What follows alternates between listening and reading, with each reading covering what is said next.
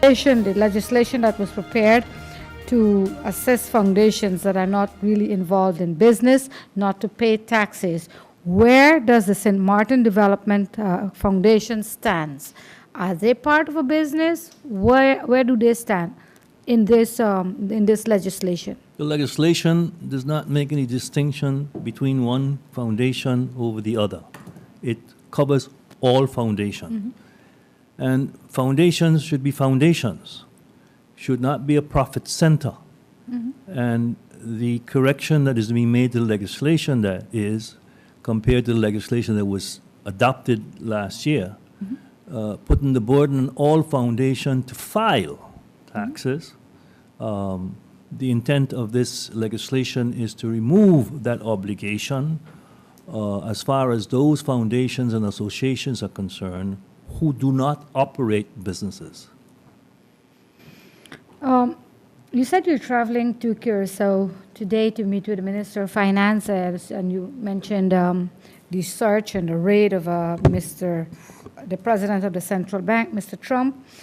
Is St. Martin or Curacao, or would it be on the table that St. Martin and Curacao will now ask Mr. Trump to resign, knowing there's an investigation? Yes, there are allegations, but it's very serious allegation. Are you considering asking him to resign from his post? No. There has been an allegation made that is being investigated. That investigation could turn out to be one where evidence is produced or where no evidence is produced. So a basis to ask him to resign at this point in time is not there. But what is there is that when you're subject to investigation of this sort, it is improper for you to maintain your position in such a function. And the idea is to put him aside for the duration of the investigation. If I can ask a follow-up on that, explain a Sure. little bit more. Sure. When you say put him aside, how do you explain that? Well, And that's not my third question. you suspend people when you don't think that they can conduct the activities that they have to conduct in a manner that is proper and efficient. You cannot function properly as long as that cloud is hanging over you. So as long as that cloud is there, he's going to be suspended until such time that that cloud is removed. Thank you But for that. that is the intention, and that is the subject of discussion that we're going to have. A final decision has not yet been made.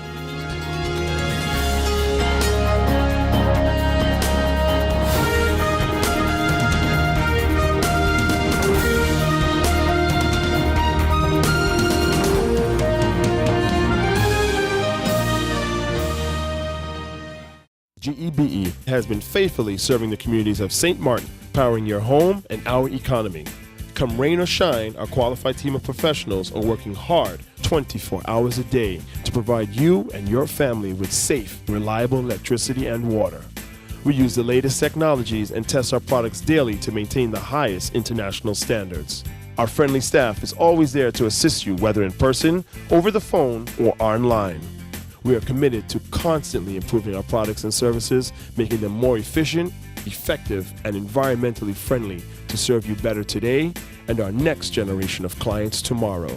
GEBE, powering a brighter future. Our friend Megawati is here with tips to save you energy. 1. Turn your airco temperature up. 2. Use a ceiling fan instead. 3. Buy energy-saving products. Save some green with NVGEBE.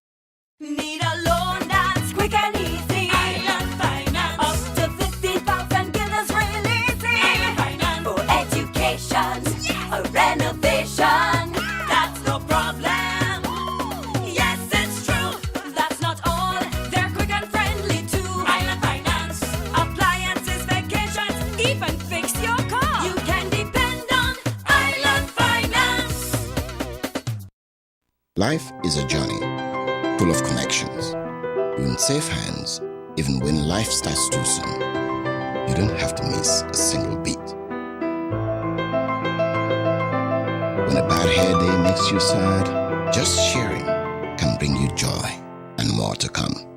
They take the plunge, turn fear into faith, while you capture those beautiful moments. In the game of life, it's family that counts. They'll be there even when you lose.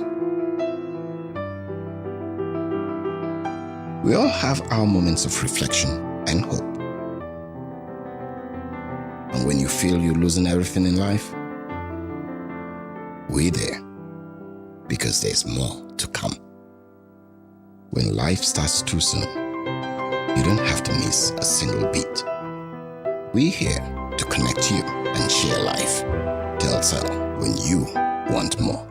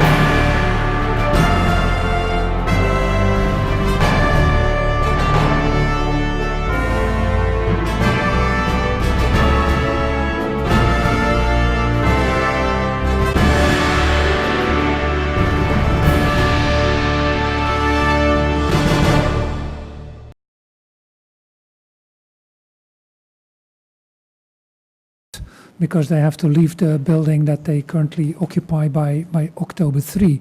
Now, I understood from the court case that all the kids that go there are actually properly registered. So if things go completely south, could these kids be absorbed in the public school system? Good morning. I do not know yet how many students we're talking about in the sense of how many students are registered at the ACE Foundation. About 40. The ACE Foundation is not one of the schools that is recognized as a school, is subsidized by government or anything of the sort.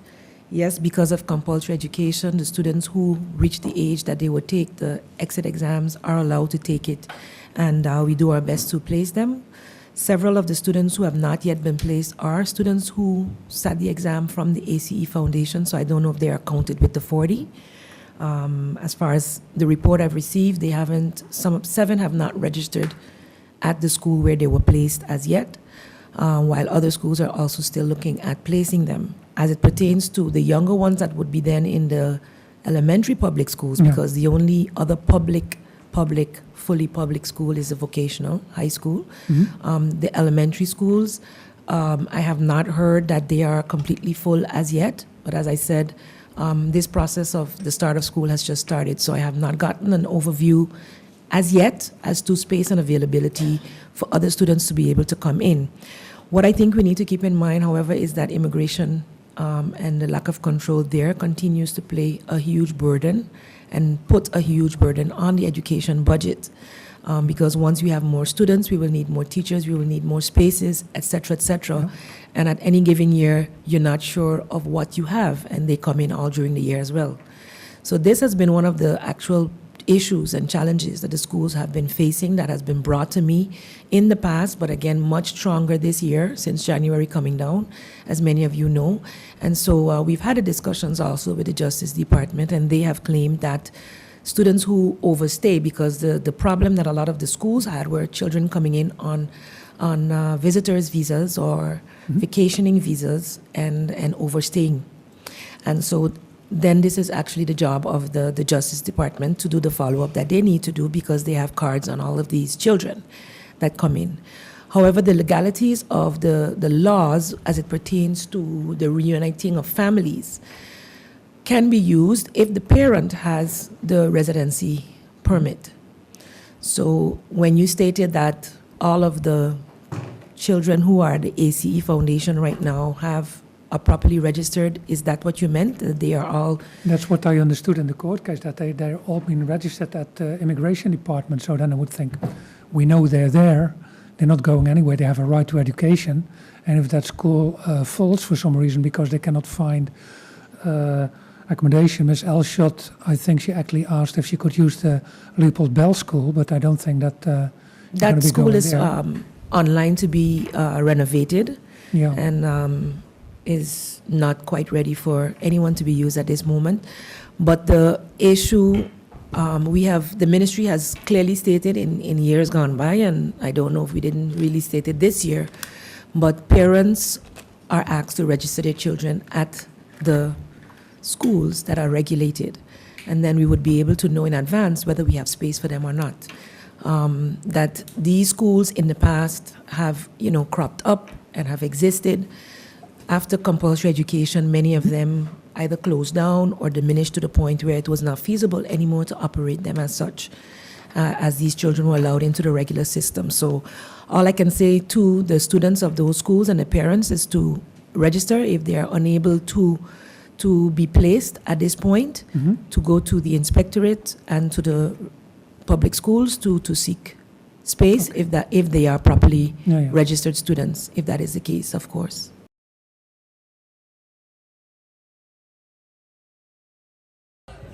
Good night, St. Martin. Thank you, my brother. That's where I start. And Theo mentioned something about his left hand, but I wanted to tell him, don't worry, because that guy doesn't show up to work. And now the easiest thing to do is probably not to run, but the most important thing to do, and I think we've all done this tonight, is to step up here and postulate ourselves in the interest of St. Martin. I want to thank the team, the entire team, for this. Because the future of St. Martin is up to you. I know I love St. Martin, and I'm sure you do too. And my question to you now is, are we better off today than we were a year ago? I think I hear a no. All right. So we all are going to, as my brother said, man up.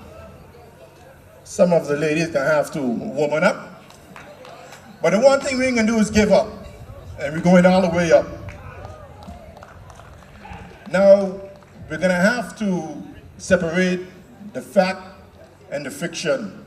And as we go down the campaign trail, you need to know the facts so that you can share it with the people. So we can make sure that you are informed of that. And again, with this green team, this is a team of doers, of movers and shakers. And we have to do this for St. Martin. So we're gonna team up, and we're gonna win. And we're going all the way up. Thank you.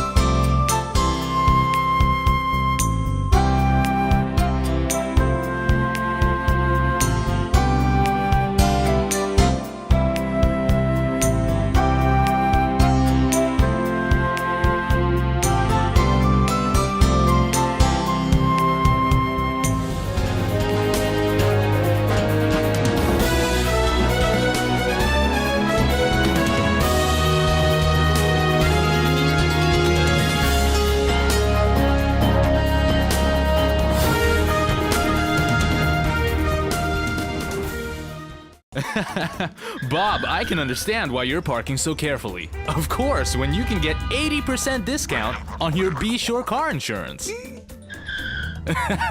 But that's overdoing it, Bob. Are you be sure? Be sure. Yeah! Oh my, what an inventory list, and so unnecessary. But wait, your home contents are all insured by Be Sure. That means that you determine the amount you want to insure. No inventory list, no hassle. Are you be sure? Be sure. These are the doors that never close. These are the hands that make a difference.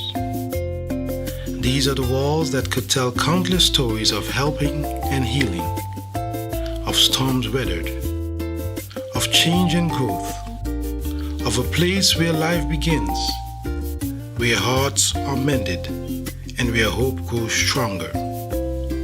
For more than a quarter of a century, the physicians, medical professionals, and staff of St. Martin Medical Center have combined advanced medical technology and compassionate care to bring a world of medicine to our friends, neighbors, and visitors to the island of St. Martin we all call home.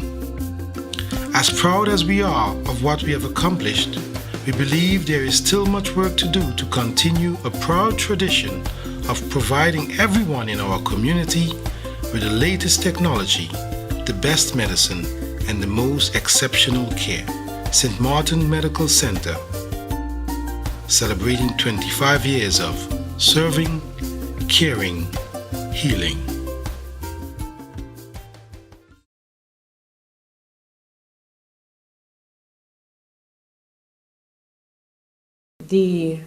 My inquiries to especially the Prime Minister were that they are working on it.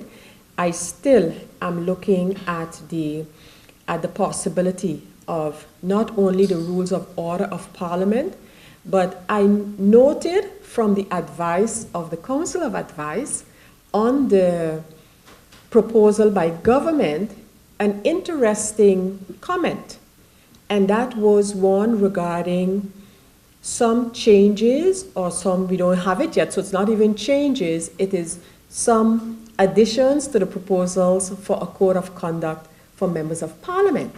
And I thought that could be a way, considering that right now, we are debating a code of conduct for Parliament.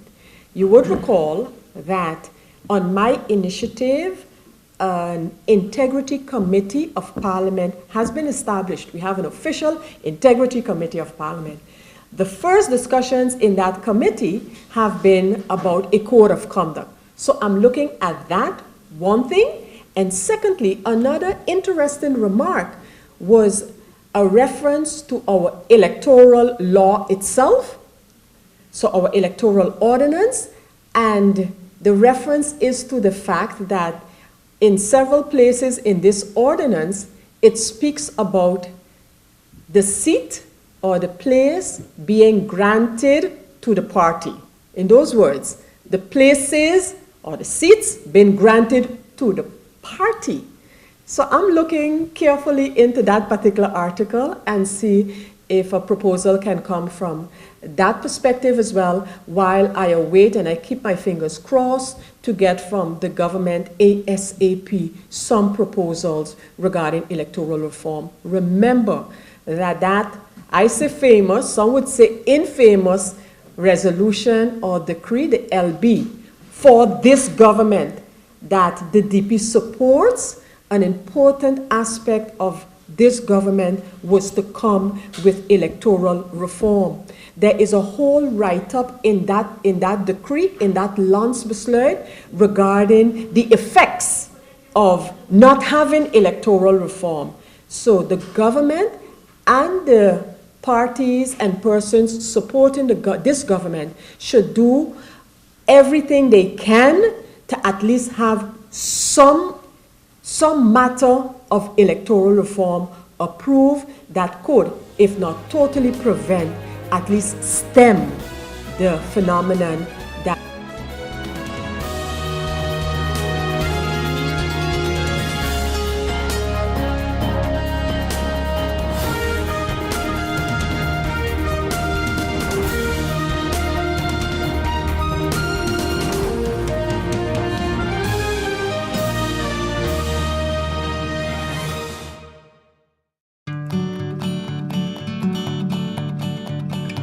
It's been said that behind every door, possibility awaits.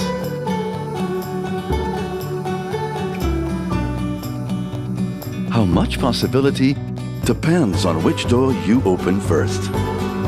Every day, we help our customers discover the possibilities in their lives. It all starts with a conversation.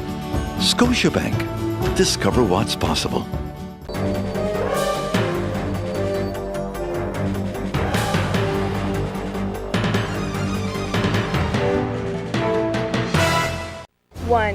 2, 3, 4. This is how common it is to develop a mental illness. 1 out of every 4. 4. 4. 4. But there is hope. Today, most mental illnesses can be managed and treated. Visit your general doctor if you feel concerned about your thoughts and behaviors or have some difficulty dealing with some of life's issues. If you have been diagnosed and are suffering from a mental illness, keep in mind these 4 points to help you manage your mental health. 1. Get regular checkups with your general doctor. 2. Stay on your treatment plan to prevent relapses. 3. Find a strong support group in your family and friends. And 4. Never be afraid to ask for help and look out for the warning signs of your illness. Remember, you are not alone. We are as close as one. 2. 3. 4. Learn about mental health illness by going to the Mental Health Foundation's website at www.mhf-sxm.com.